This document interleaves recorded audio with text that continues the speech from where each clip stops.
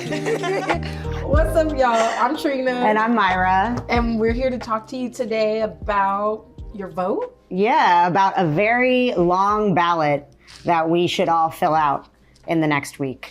Or we all could fill out. I don't know how many committed voters there are in the room today, but through this conversation, we hope to give you something to consider. As you decide to vote or when to vote. Could we do a quick show of hands? Who here is planning to vote in the next week? Okay. And who here has already voted? Okay, cool. Love to see distribution. It. That's great. Something that we put on our flyer was like, what's spookier than this election? And a part of the reason why we said that is because we recognize that there's a lot of frustrations, concerns, annoyance related to what's happening not only locally but across the globe. And this election is connected to all of these things. So we're just happy to be here to usher you through the process in a way that feels like we can make meaning together. Right. And specifically, this idea began because we were talking over the summer, especially around the DNC happening in Chicago, about the various tensions and conversations that it felt like weren't being had in public, that were difficult to talk about. Things like tensions between a lot of Black voters and Palestinian voters, things like tensions around migration and resources being given towards housing in the city. And then also the school board, which we felt wasn't getting talked about enough. And so we interviewed people who lived around the perimeter of the DNC, got a sense of their frustrations and issues they cared about, and wanted to base this conversation off of those. There's so many things we could talk about, but we're going to narrow in on those things today. So before we jump in, we want to flag some really critical resources. If you get nothing else from this conversation or guidance from us, we hope it is this. We highly encourage you to vote early, to know that if you choose to not vote for president, because we do know there are a lot of people that are not planning to, that you can still vote for the rest of the ballot. And in Chicago, you can vote early in any location, any of the locations, that's a link. And you can do same-day registration, same-day address change, bring 2 forms of ID. It is so much faster if you vote early, y'all. We highly recommend it. The deadline to vote by mail is like tomorrow, and we'll talk. Yeah, we don't really recommend that. Mm-hmm. And then these are some guides that we have in the other room, but also you can look up online. We always prep our ballots at ballotready.org. Mm-hmm. So it just makes the process faster so that you don't feel overwhelmed when you're there. So just to throw insult to injury, I feel it's important to note, right, that we have already begun to see and continue to see these tensions spill over into community. So much so in quite an Orwellian, if that's the term I should use, manner. There is someone who has in Oregon and Washington State burned people's ballots. Early, at some point during the day, they know when someone got the last batch of votes, but there were many ballots that were in this voter box here that ultimately were burned. And so just imagine like the evolution of voter suppression in our lifetime, right? We have folks who are alive who remember getting the right to remember poll taxes. Remember all of the labor and hard work that it took to even be able to vote. And now we're seeing, various types of voter suppression, including literal burning of ballots.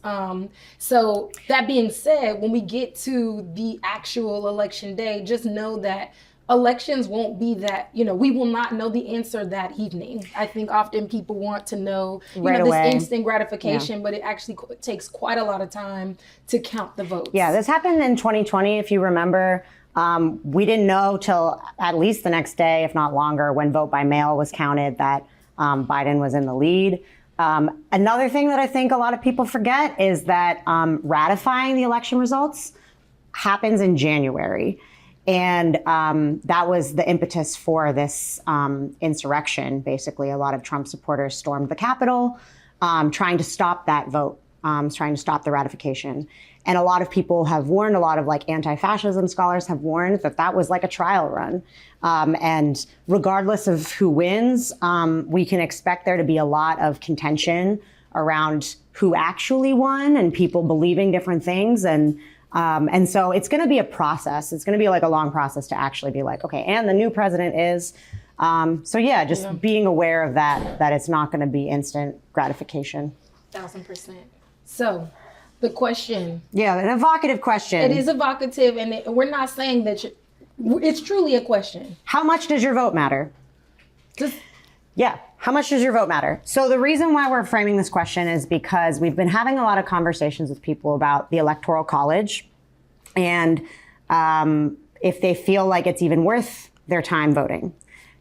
I would say personally, I do think you should still vote. However, I do think it's important that we get a better general public understanding of how the Electoral College works and why we've had this happen a couple times in history. Famously 2000 when Bush won, and then 2016 when Trump won, that the popular vote is not necessarily the results of who is president. So you can see on this map, I found this really helpful, and Pierre doesn't refresh this, but this was from October 16th. And it reflects and tells you all of the electoral votes that each state gets. The way that works is every election, each state gets a different number of electorates. Those are literal people that cast the vote for president. In 2020, Illinois had 20 electors, and this time around they have 19 because our population has gone down. Based on the vote within that state, all your electorate votes go in one direction or the other. So when you see a map like this, it shows you that Harris is very likely to win, like they say, safe Democrat, in California, Illinois, New York, a couple other states. And in Illinois, that's because for the past 8 elections, since 92, Illinois has always gone Democratic. So what they're saying is, based on the data, they are predicting that, and the way, the way that people have voted in the past, they are predicting that, we are most likely, Myra says certainly going to be, our electoral votes will go towards VP Kamala Harris. Right. And so now, as you probably have noticed, all the attention is going on to those yellow states, those swing states. And I think something that we in Chicago can think about is like, will we always stay safe, Dem?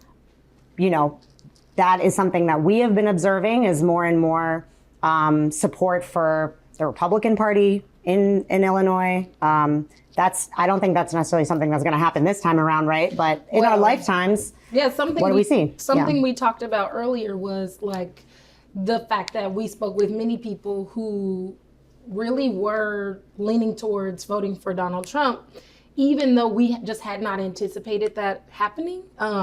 It was as if, and it wasn't just like, this conversations around what's happening in Palestine, but really that there are a lot of folks who are really tired of the Democratic Party, and they feel like we need to shock the system or something. But There were some folks who were talking about, how VP Kamala Harris could have the vote, could have easily had their vote, except there was this making invisible voices of Palestinians. Yeah, and so at the DNC, one of the recurring themes of folks we talked to outside of the DNC, whether it was at the protest or there was like an after party that happened at the Ramova Theater, and then there were tons of protesters outside. And so we interviewed some of the people that were literally in line for the party or making decision about whether or not to go in, who spoke to how disappointed they were as attendees of the DNC that the Democratic Party wasn't making this seemingly like very simple concession of even giving Palestinian people a voice on the stage. So we're gonna play one of these clips from someone who on Instagram, his name is Conscious Lee, who speaks to just how concerned he is that the Democrats are giving up a handful of votes or a lot of votes, particularly in Michigan, which is a yellow state, which is a swing state, because it has the largest Arab American population in the country. Man, Donald Trump lost the popular vote and he won the presidency by winning by a couple of inches on the electoral college, you feel me? And like, you know what I'm saying? I'm a nigga first. I'm a black man first, you feel me? I get it. So it's like, shit, come on, man. Dude, like, play the game. Yeah. Play the game. So now I'm thinking like, shit, do you care more about winning? Do you care about silencing Palestinian voices? If you care about winning more, you can just literally, you could give a motherfucker a minute, 30 seconds. Or put it in perspective, tonight they played 6 minutes of music at the end. 2 minutes, 120 seconds could have been given to, and too, I'm not saying a random ass Palestinian up the street, which wouldn't be bad, but I'm thinking like, listen, we got democratic elected Palestinian Americans that's goddamn Congress, delegates, state representatives. You can't let them speak either. In the name of diversity, freedom, I can't, freedom. We finna protect democracy. But the Palestinian American voices ain't a part of democracy?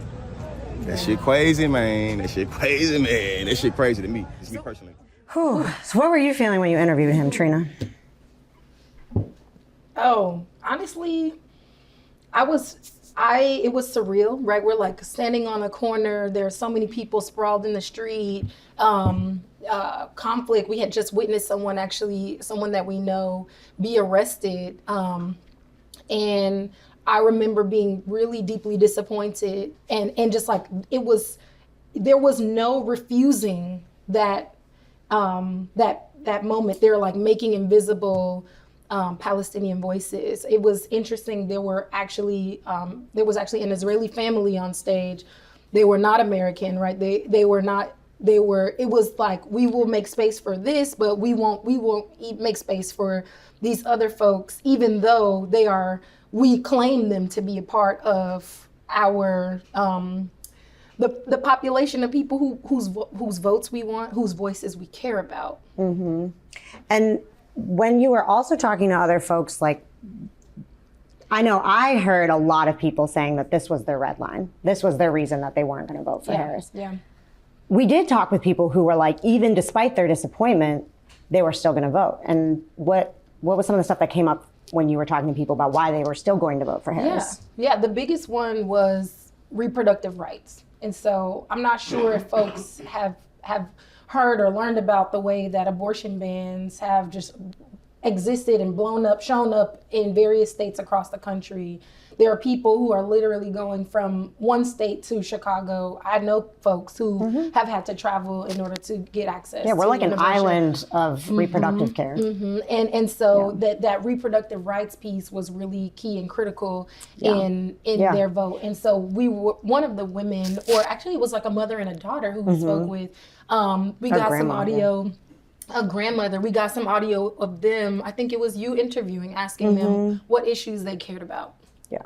What issues are you concerned about? Or definitely reproductive rights, because I was just telling my grandma. All about women's rights. I was just telling my grandma that I'm so lucky we live in a blue state, because damn, I couldn't imagine living anywhere else. I'm curious, Maira, what do you think is possible in a world where Donald Trump is the president?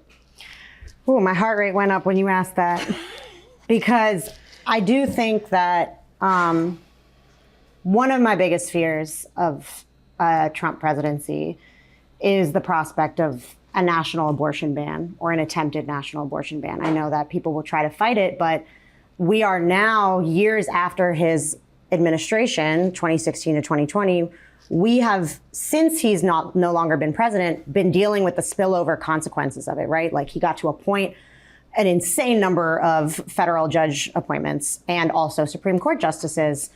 And as predicted, that led to overturning Roe v. Wade, which guaranteed our access to abortion.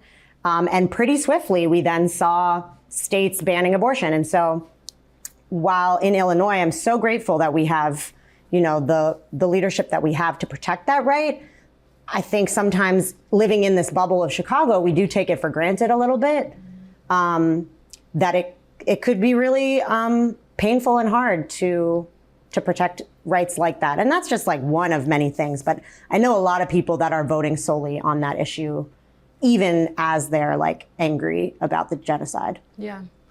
I want to call us back to, you know, this kind of like, there are many people who have expressed the frustrations around VP Harris and her stance on Palestine, and folks having conversations around Donald Trump. And I mean, I just like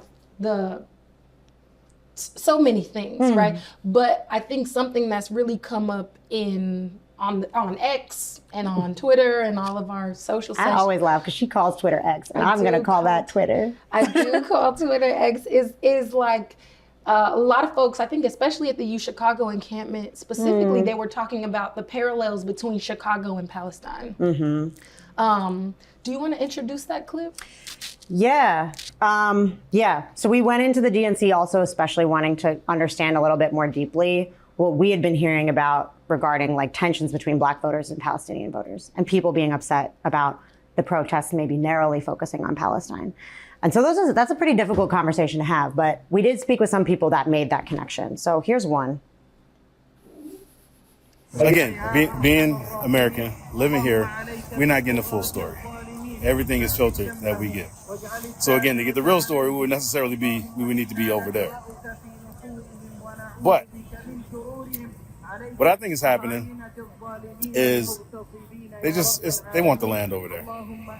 That's why they're doing this to those people. They want to take the land. They want to eradicate them from the Middle East. So that's what they're doing with it, starting with the women and the children. Do you see any parallels between what's happening in Palestine and what's happening in the city of Chicago? I mean, when I think about displacement and like people wanting people's houses and land. Yeah, for sure. That's happening in every major city around America. That's What's happening? Gentrification. They're just using bombs. You see what I'm saying? Like so the gentrification that's happening here in America, they're just doing it with paperwork and evictions.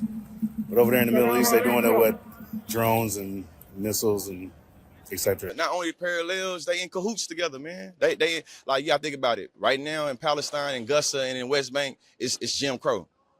That's what it is. When your grandma couldn't walk on the street and the white folks walk on the other side of the street, that's Jim Crow, right? So if a Palestinian gotta walk on that side and Israel walk on that side, that's Jim Crow, right? One more thing. Yeah. When niggas was mad about the military, all the militarization shit they was bringing to the country, when we was talking about Mike Brown being murdered, all that equipment, your tax dollars paid for our black asses to get popped on. So they sent the weapons first over there, and then when Israel is done killing Palestinians, they're gonna send the weapons over here. They're gonna be like, hey, have at it. So now the Chicago Police Department, Norman Police Department in his hometown got weapons that already got Palestinian blood. It's finna get some black blood now though. And it's been perfected. It's surveillance in Chicago. The surveillance around here is being mined in the lithium and cobalt in Congo. You got, it's all together, man. It's all together.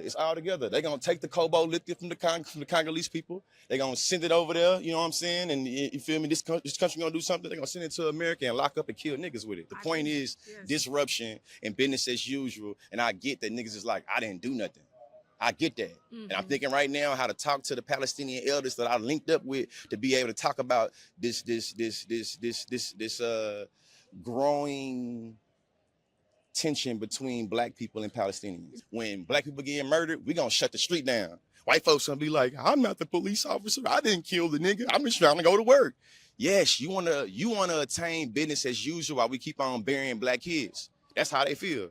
They feel like you wanna go to business as usual and go jam the T-Pain, and we can't even bury our kids under the rubble. Right. It's just real humanity shit. You feel me? It's to me, it's simple. You feel me? We was mad because we have to bury our kids. They can't even bury them. I'm curious, have other folks in the room ever heard that before, that there is a connection between Chicago police and the IDF? So like even with Atlanta, Cop City, or just a connection with Cop Cities across the country, they use a lot of military, and it's been going on for years, or practically decades. Or even primarily Ferguson. Particularly, they use materials, materials and weapons they use on protesters. They using it on Palestinians first. And then that cycle has been just apparent throughout the time of, primarily with the rise of Black Lives Matter, but it's been rampant throughout a lot of places. So Did y'all know about, or like, have you been hearing about tensions between Black voters and Palestinian voters? No, a little bit? I heard more about immigrants rather than... Got it. I see. Yeah. Okay, cool. I agree with them. Also, the tension I've seen between Black voters and like people who are centering Palestine or Gaza as their voting issue is between like Black elders, typically, who are just like, faithful Democratic Party voters, saw Kamala Harris and got really excited about the prospect of electing a Black woman. I had a Black elder tell me like once that she was just like, they need to shut up about all that stuff. Like, we need to protect our democracy. We need to make sure Trump don't get in office. They're gonna mess it up. And that was really hard. It was hard for me to have that conversation because I didn't correct her, you know what I mean? Because she's an elderly Black woman.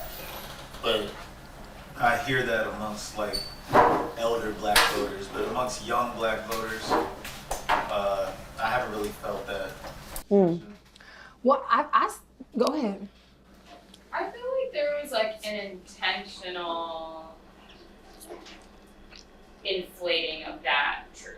Like, sure, there are a lot of Black folks that are excited about a Black woman presidential candidate, and like in my experience, despite that excitement, I think a lot of Black voters also have like compassion and sympathy and like our understanding of Palestinians or are like learning about Palestine for the first time. And I think about like Cori Bush and Jamal Bowman, who were, not only two of the members of Congress who were most outspoken around Palestine and a ceasefire, but Jamal Bowman was championing federal equity and education legislation. Cori Bush is a part of why the eviction moratorium was extended under COVID, like doing huge things for Black people. And I don't think it's a coincidence that AIPAC pro-Israel lobby group spent the most money that has ever been spent in a congressional primary ever to kick these two like Black leaders out of office was like a strategy to try to make Black people feel like if we stick our necks out on behalf of another people, like we'll get pushed out of office. And I don't think that's a thing that like is inherent to how Black people like culturally show up in the world. I think it's like a political strategy being used to try to divide our communities, and I don't think it's entirely working. So that feels like an important piece of that. That's a super important perspective.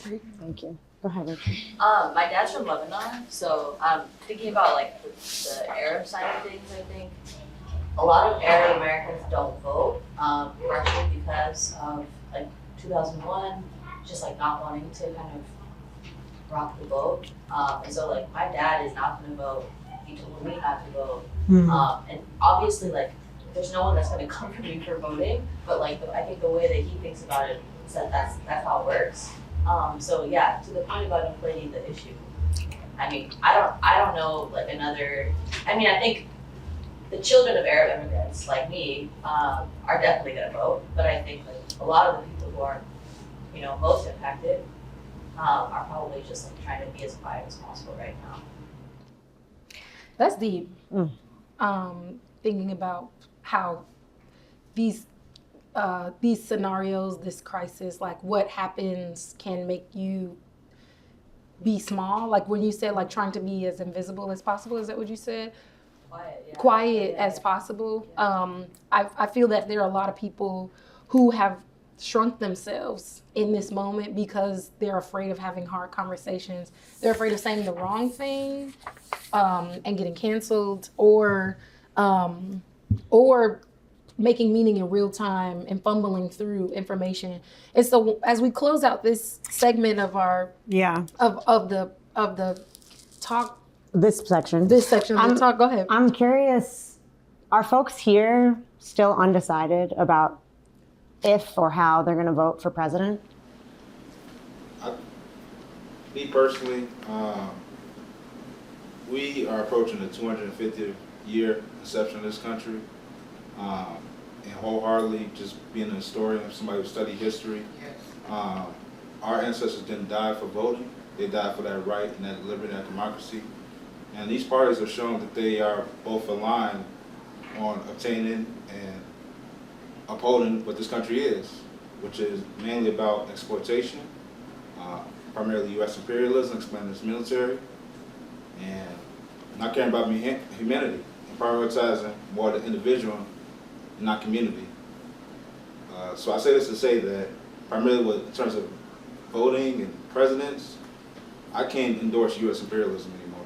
Like me personally, I can't do that. And particularly with Democrats or Republicans, they kind of fit the same bill. You know, if you endorse capitalism, you're not for the betterment of the lower class. You're not betterment of anybody. You're not in betterment of women.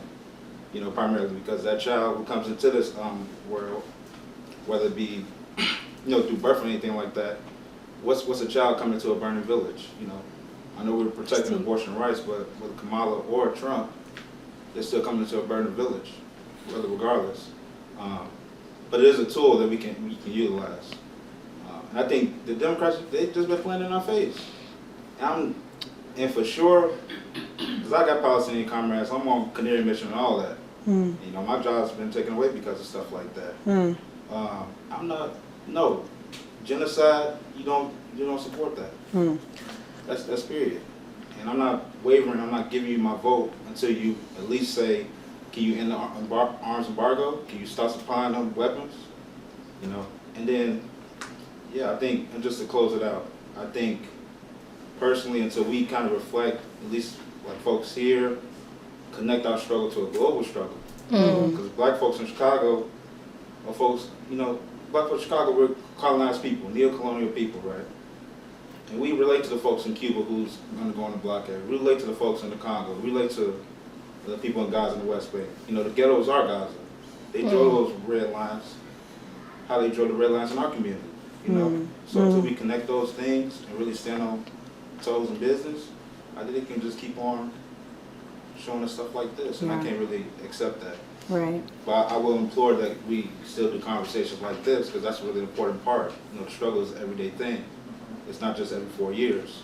So that's just my thought process on that. Thank you. Should we do one more? Other folks?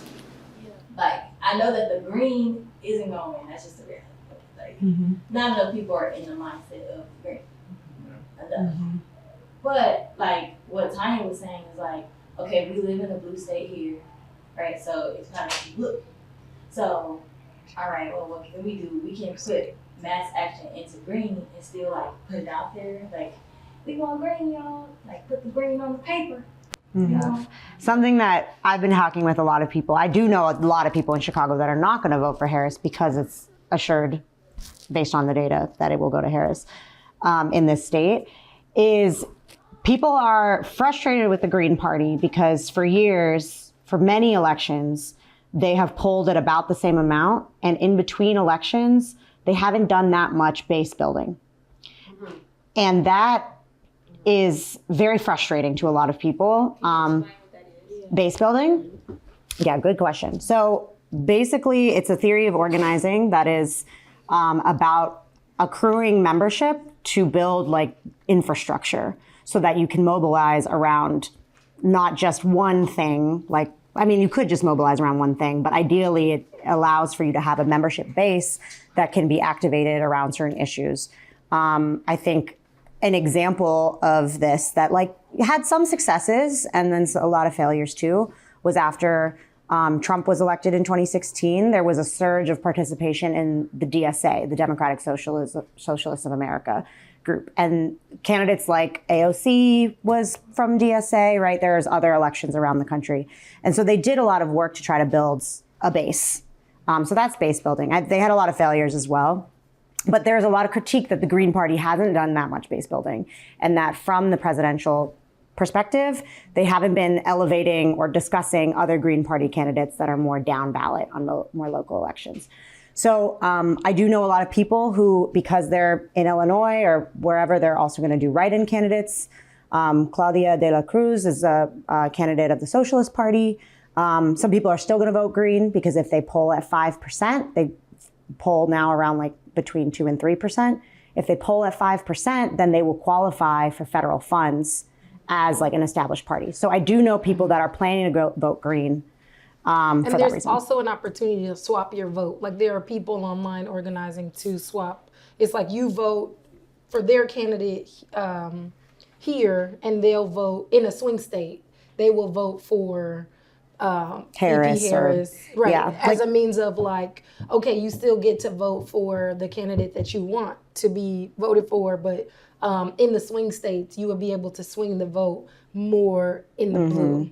And I know it's very anxiety inducing. I'm from Pennsylvania. My parents live in a swing state, and in a county that always is a swing county. And so I know they feel very anxious about they're very upset about genocide, and they're like, well, I think we got to vote for Harris because we're in Pennsylvania. So, next slide.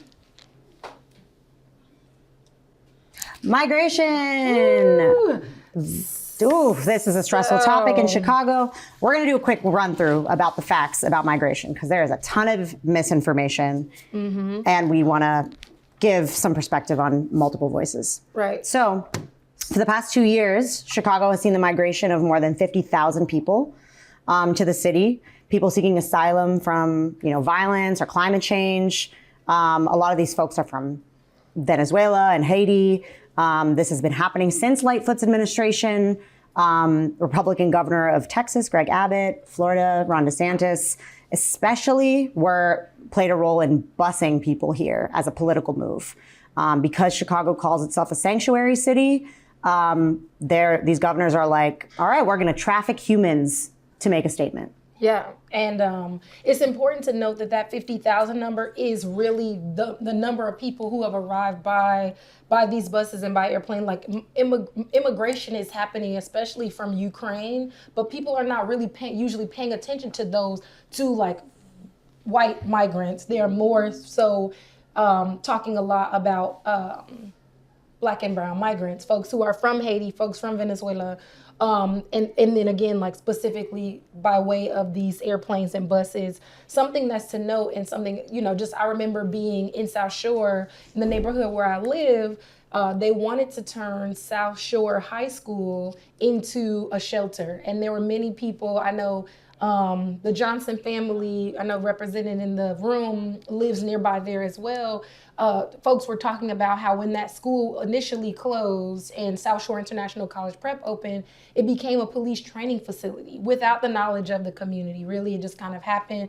Folks were annoyed, irritated, okay, but then they got over it, or there was nothing they felt they could do about it. And then fast forward to this moment, right, where now the city of Chicago names, well, let's have this place now instead be a shelter for migrants. People were frustrated. There was a meeting in South Shore International College Prep, the new school that was built, and you could feel the tension. You could cut it in the air. There was a half of the room that had like a big sign that was basically like anti-migrant. There was a build the wall. Build People the wall, said Trump send it back. 2024, MAGA, and it was mostly Black folks. Yeah, right? and then on the other side, right, folks who were just trying to understand what's the plan here. Do y'all have a curriculum? What's going to happen to these kids? Oh my God! And they weren't even able to present because they were just shouted down. It was an extremely tense thing, and again, like many of the community members were frustrated because. In 2023, $51 million was spent on like creating shelters for migrants, and people who have been long-standing community members have been like, well, we now struggle with folks experiencing homelessness. How could you find these resources for these folks when you couldn't find them for our people immediately? And so we just want to quickly play a clip from someone who I encountered in the street around the DNC who named his perspective on the situation. I don't have no problem with certain things as far as the migrants coming over here, but y'all coming in groves. We still have things and issues and concerns that we need to address as an economy on our own. We're going to take care of everybody else. We can't take care of our own. Stop it. Y'all have all this money and resources for them, and all these getting way more than people who've been here for all the people who've been here for all their life and forever and they ain't getting nothing. Send them back. So I did ask him after that, like, okay, so if they found a way for, you know, the resources to go from not just, you know, to help everyone, what would you say? You know, he said send them back. And so there are some folks who are like, I am anti-migrants and that's where I stand. But there are other folks who had actually been advocating for the housing services and the migrant services to be more connected, right? Like why are the resources just going to migrants? How come they can't go to both migrants and houselessness people? And so recently, the city announced that migrant and homeless shelter systems are going to merge. And I live next to one of the temporary shelters, and it closed a couple weeks ago, and it was interesting and sad to see those mass evictions, even though those were temporary. Like, everyone was transient. I would see a family and then they would be gone like a couple weeks or a month later. But it's just emptied out, and that motel stood empty for years and years and years beforehand, and now it will be empty again. And so if you look at the visualization on the screen, you'll see that, you know, the number of migrants has fallen quite significantly. Like, at its peak in late December, the city was housing almost like 15,000 folks. Right now it's closer to 5. And so, but again, like, that number is not guaranteed. There's no promise there. At any moment, Greg Abbott could send another bus, another airplane, and the city will be again overwhelmed with resources. But we were curious, you know, this is something that came up quite a lot when we were around the DNC, this frustration with the migrant crisis, right? The folks who are seeking asylum or otherwise. How has this impacted y'all's lives? Where do you see this in your everyday? Or has it been something that you haven't encountered? Go ahead, Dawn. I see it every day in my household conversations as well as in the classroom as a teacher. And my colleague here, he said a statement before, he said, the classroom is a microcosm of our society. And to hear students speak against the individuals seeking asylum, not out of a place of hatred, but just simply out of a place of misinformation. You mentioned a moment ago that nobody mentions when migrants come from Northern Europe or Eastern Europe. So we played a podcast about the myths of migration, and one of the stats was that the lowest return rates were migrants were German Jews, Irish, and North and Eastern Europe. And these conversations are not highlighted, or these stats are not highlighted the way that misinformation is. So to see teenagers, see elders, see anyone, the age doesn't matter in the Black and brown community, but to have this bias towards migrants. And that influence, and it also causes tensions that truthfully, I don't think there's a solid base, because if you have anyone on a low socioeconomic scale, oftentimes there are more parallels and similarities that can be had over conversations rather than tensions. And I honestly think that it's just a scapegoat, especially when it comes to elections. Yeah, and that level of like fear or like just propaganda that feeds into students repeating this stuff too sets the stage for something we've noticed in journalism. Is just like the amount of misinformation there is around immigration that just deepens divides. So I feel like some of y'all will remember a couple months ago, I don't even know how long it was, but I think like August, somebody, we don't know from where or who. Someone on X. called in on Elon Musk's website, called in to 911 with a fake report saying that a group of Venezuelan immigrants were taking a building hostage on the south side on King Drive. And it was fake. It was fake. But the existence of that rumor just comforted people in terms of like hatred and like validating hatred. And that took off. There were like national stories. Trump said it on stage at one point. And it wasn't until like later on the next day, that thankfully we have a really incredible local journalism world in Chicago that were able to debunk that. There were people who are like taking videos. Like, what I love about the digital age is that like there were everyday people who were like on their phone, like I'm out here right now, like Right. taking over. No, we out here, they working hard, you know, like Right. it was interesting to be able to get that perspective of like no, and then I've, you know, to combat that misinformation, I saw a bit of unity that was happening. Like these are some of the most hardworking people that I know type stuff. It's frustrating the way that like a story can catch wildfire, especially one that like really polarizes us. But then there is power in individuals taking action, which is very comforting. I have a question. Do you feel like I feel like that was a good example, but what ways do you feel like exist that people can turn? I know there's a lot of people angry directly at migrants, and it feels like very misdirected anger. From like the state, which could be giving more resources to housing. Do you have thoughts about ways that anger can be redirected and that people can like get a sharper analysis of like who to be mad at? Yeah. Because the anger is like, the root cause of the anger for many people is very well understood, right? Like people wait for decades on housing voucher wait lists, right? But yeah, how do we like redirect that anger? Yeah. I mean, it's hard because when I've seen people projecting their anger on the street, it is usually like someone who is asking for money and that someone being like, get the F up out my face type thing. Or like, I remember being at Baba's on 71st and Jeffrey and like, they're just folks who are in there kicking it, you know, waiting on their food. And there's a woman who was just like, oh, I just can't stand them. Like, why is they here? Da da da da da. And so it's hard in that moment to think like, oh, I can support this woman in redirecting her anger because it takes a lot of, she's going to have to process quite a lot of emotions to realize that like she is not in competition with them. And I think in society in general, we often feel like we are in competition with each other.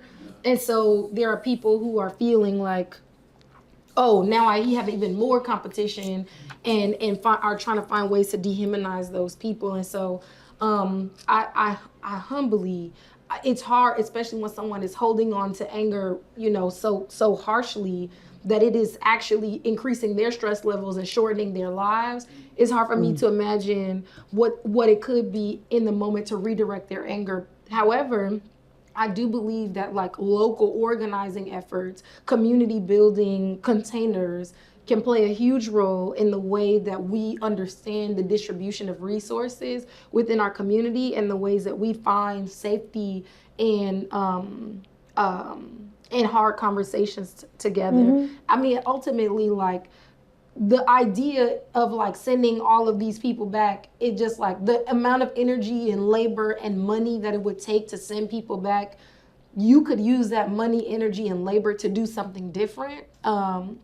Like pass more housing resources. I feel like it's a sentiment that I've heard, like, transparently. I've like canvassed for this ballot referendum for the 7th and 8th wards in South Shore to get housing protections and protect against displacement.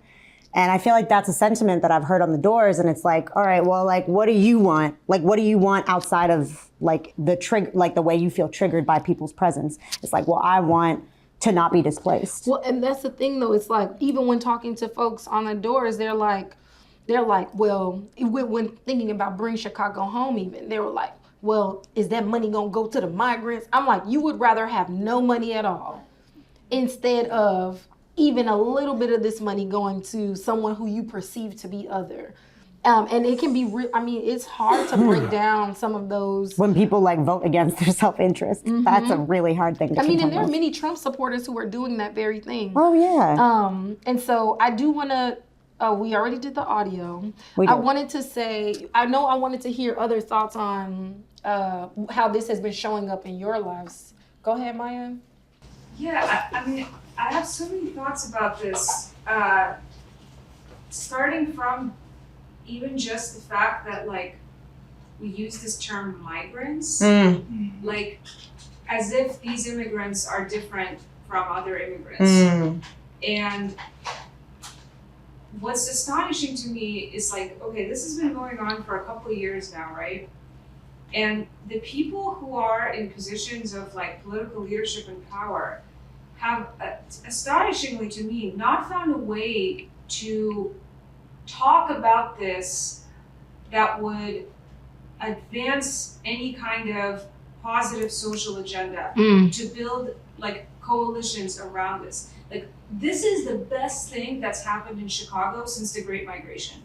Say more. This is an influx of people, of young people into a city is like the best thing that can ever happen. It's good for the city's culture. It's good for the city's development and growth. For schools. For schools. That we are seeing an uptick in enrollment in Chicago public schools for the first time in I don't know how many years. I mean, this is going to make the city matter. This is going to be like, Chicago is going to be like one of the greatest centers of like Afro-Latino culture in the world in like 50 years.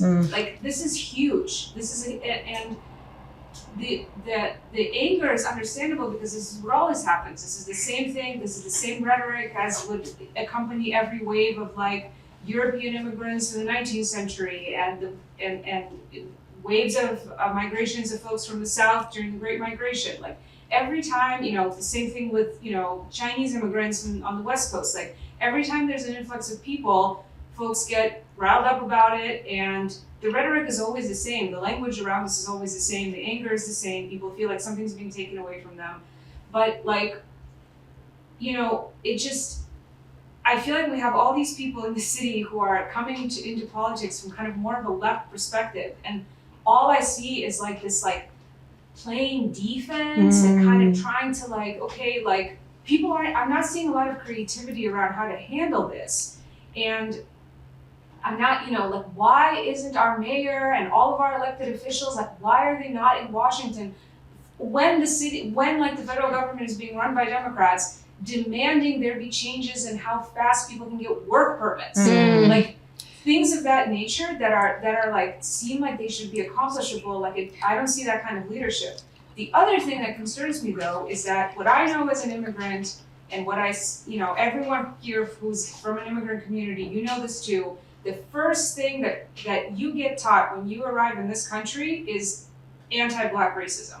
That is like one of the first things that gets instilled in you. And I saw it already. I mean, like, I was doing a lot of interviews in South Shore and on the West Side as well, in buildings that have like chronic histories of serious conditions problems. A lot of these buildings, there's recent immigrants living there, and people who, and in a lot of cases, didn't speak English, but we did these interviews with folks who were talking about their living conditions in their buildings, their problems with their landlords, the rent they're being charged, and inevitably, like, even when folks have only recently arrived, there's already kind of these scripts, these like racist, anti-Black scripts are already present in people's making sense of the world around them.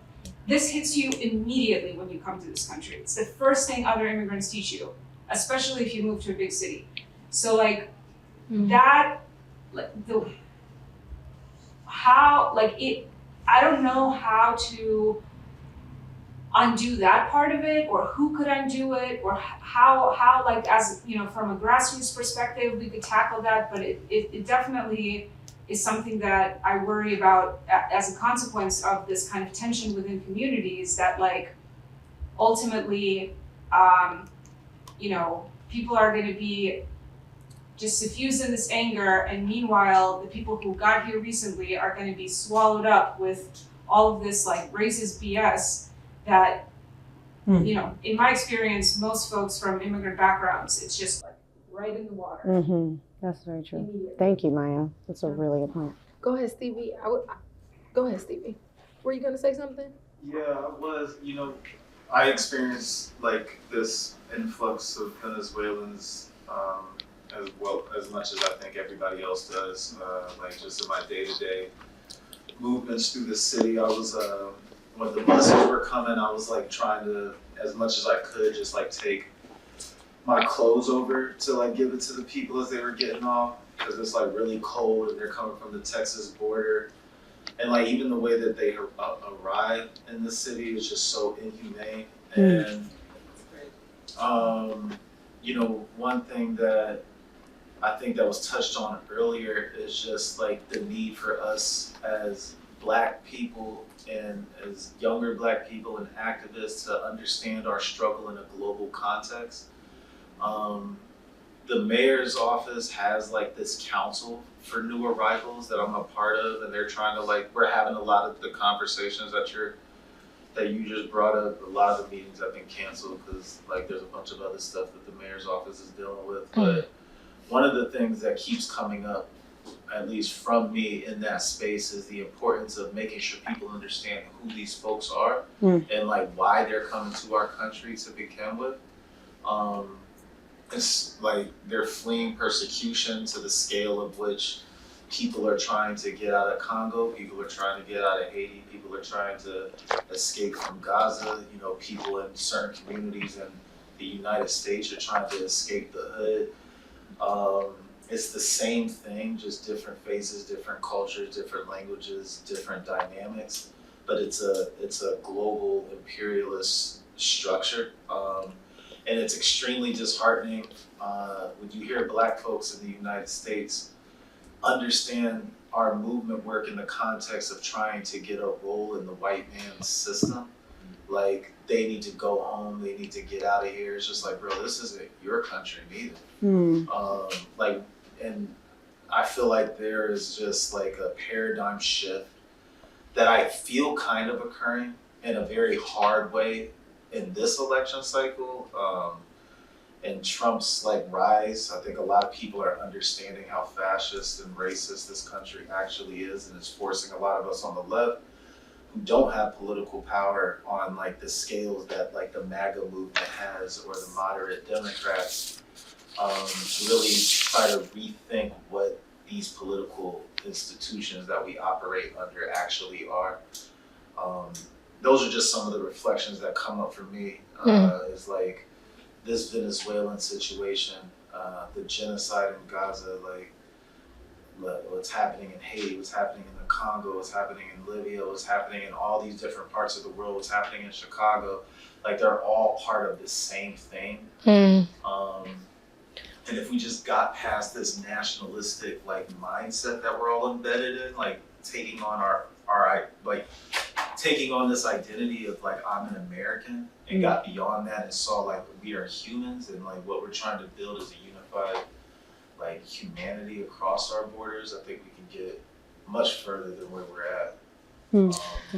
Yeah, and I thank you for sharing that because honestly, as climate change, as a climate catastrophes and conflict continue to occur in all of these different places, there will be more and more people who are looking for a place to land. And even within the context of the United States of America, like there will be climate refugees coming from Arizona, coming from Florida. Folks are already having to make moves because of unprecedented storms that are occurring now. And so when we think about this work visa piece, when people don't have work visas, they are primed for exploitation. They are primed for trafficking, and there are no protections for them. And so if there are ways that we can be thoughtful and not, and introduce other models outside of like a crabs in a barrel concept, there will be hope for like a world that we can survive and sustain. But if not, right, the fear is that we may ultimately see violence escalating at our doorsteps, that anti-Blackness, you know, folks who are participating in this like cycle of projecting, wrongly projecting onto each other, that ultimately bubbles up, you know.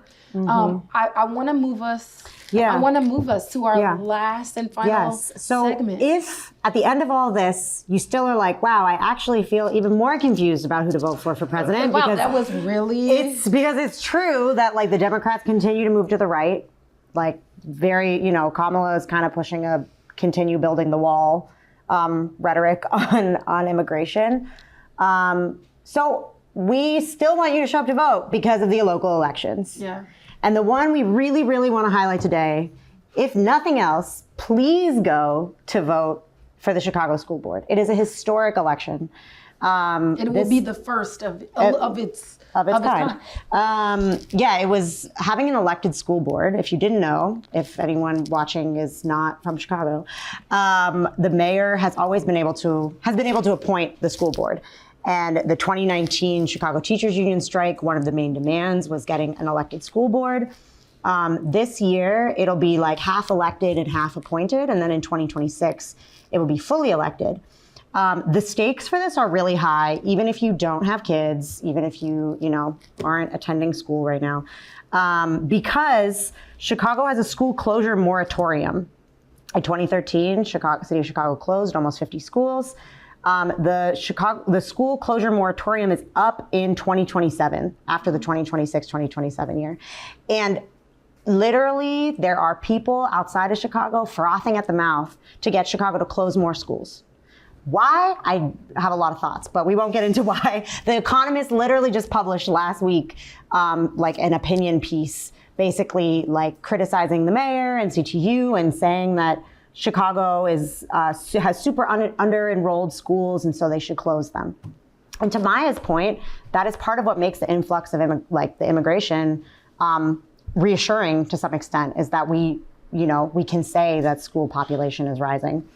But all that to say is we need to elect people to this position who are not going to be so eager to close schools. We really recommend this Chicago School Board voter guide because we did not read through every district's candidates. We're not going to tell you exactly who to vote for. Sorry. We have somebody in the room. We have Asha Ransby in the room if you want to talk about the West Side and voting for G2 Brown. We live in the 10th. This guide is super, super helpful. Really breaks down where people stand on the issues, including school closures. And so take a look at this map. I feel like a lot of people are not familiar with this map yet because it's a new map. Mm-hmm. It doesn't map onto any other election that currently exists for some reason unbeknownst to me. Maybe you know, I don't know. No, you don't know. But there's 10 districts. So please show up and vote for that. Yeah, and we felt it was important to end with this, of course, because like the president seems so far up and distant. And even the migrant crisis can sometimes feel like, am I voting for this? Am I not voting? You know what I mean? Like, but our local schools are like, that is as local, that's our Chicago Public School is damn near as local as it can get when it comes down to elections. And these are volunteer roles, and so the people who are running for them, especially if they're not backed by wealthy billionaires from out of the state. Which there are a lot of candidates that are backed by wealthy billionaires from out of the state. Like people have a big interest in these elections because a lot of very wealthy people are invested in certain types of charter schools. They want the further privatization of schools. And so there's a lot of money being poured into these elections. Do folks have any feelings or thoughts on Chicago Public School? The school board elections? Do people know who they're going to vote for in those board elections? Yeah? We know. Do you feel comfortable sharing? No pressure. I'm voting for Anusha. Anusha, in what district? In the 6th district.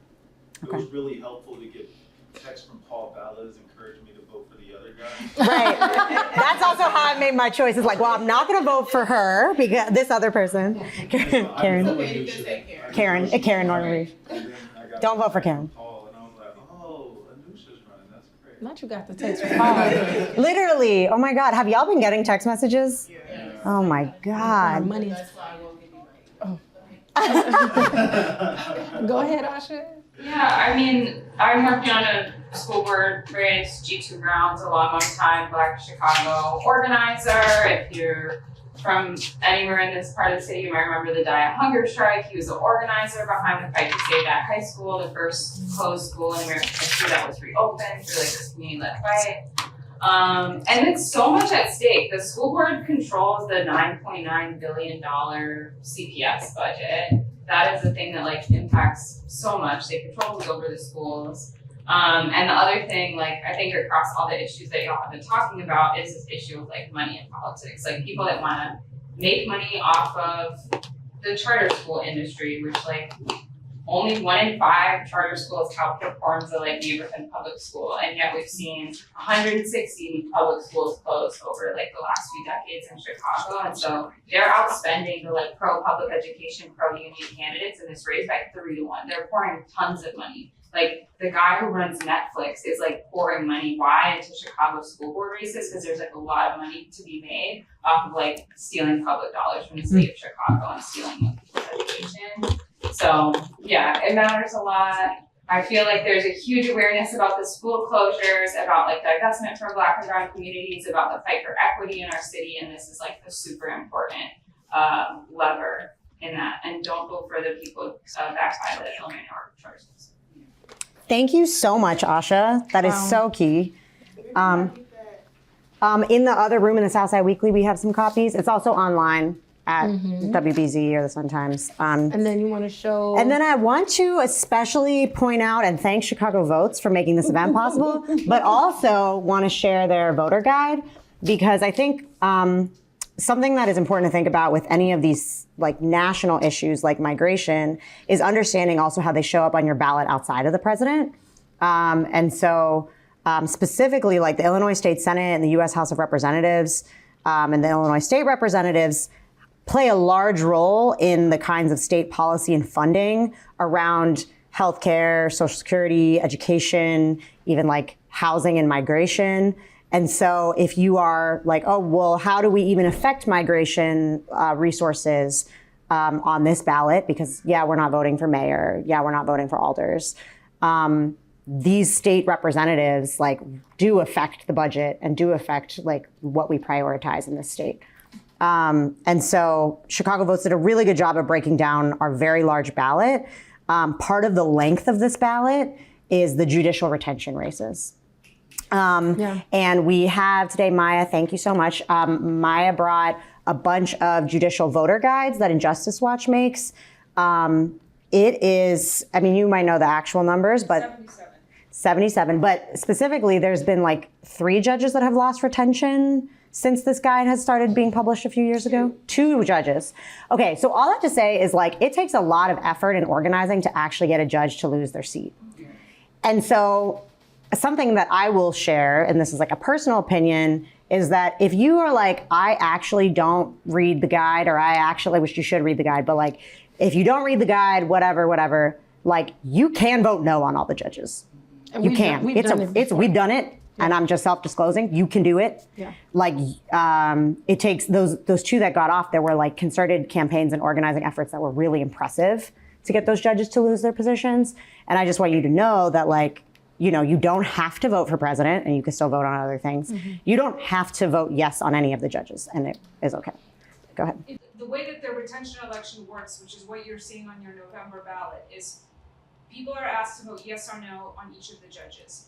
And each candidate, and this is an unbelievable threshold for a Democratic election, they have to get 60% yes votes to stay as a judge of the people that vote. So there are people, there's like a sizable chunk of the electorate that religiously votes yes down the ballot. They get all the mailers from the Democratic Party and everywhere else just saying like, just vote yes on everybody. And so if people skip the judicial part of the ballot, essentially it's in a way you're ceding ground to the people who are on like automatically just voting yes on everybody. So we encourage everybody to make an informed decision when they vote for judges. But skipping that part of the ballot is a great way to strengthen the votes of the people who are just voting yes, because they're just following the instructions blasted at them by mailers and whatever. Yes, thank you. That's a great point. So put it another way: do not skip that part of your ballot. You can also vote no on everybody. Right. you can. Because that's a strategy too, right? Yeah. Because a lot of people would have to vote no for them to actually lose it. As we close out this evening, first and foremost, we just want to thank you so much for being here today. It's a Tuesday night. We didn't tell y'all who to vote for. You know, I know some people came here thinking, oh, I don't know exactly how to fill out my ballot after this. I'm hopeful that we instead gave you an opportunity to have some good conversation, to make some new friends, to think about how we can engage one another beyond elections as well. Yeah, and also just beyond the presidential race. Period. Yeah, so thank y'all so much for this. Please check out the voter guides that are in the other room. Again, go get some empanadas. If you're looking like for progressive cheat sheet, which I know a lot of people tuning in are, girliguess.com is a really good one. Yeah. Chicago Votes does an amazing job breaking down the entire ballot, including races that we did not have time to talk about. Many things that we did not have time to talk about. And I think that's all, y'all. Yeah. You can take that guide with you into the ballot box. You can, yes. You can take your phone and your guides with you. Something about your phone is we always fill it out on ballotready.org and take screenshots because reception where I vote often has been bad. And it makes it so much faster if I've already filled it out. We're going to vote on Friday. If anyone wants to come, you're welcome to. Let us know. Yeah. And yeah, you can vote at any of the locations before Election Day, same day voter registration, including on Election Day, but I really recommend doing it before so that you save time and hassle. Yeah. And then the voter protection hotline is 1-866-OUR-VOTE. 8666 our vote or just 866? 1-866. All right, 1-866 our vote. Sorry, I heard an extra six and I was like, ooh, spooky. In the Chicago Votes voter guide. Okay, cool. Voting one-on-one page. But if you run into any issues while you're voting, you can just call that number and they'll make sure you can vote. Sweet. Thank you Thanks, so y'all. much.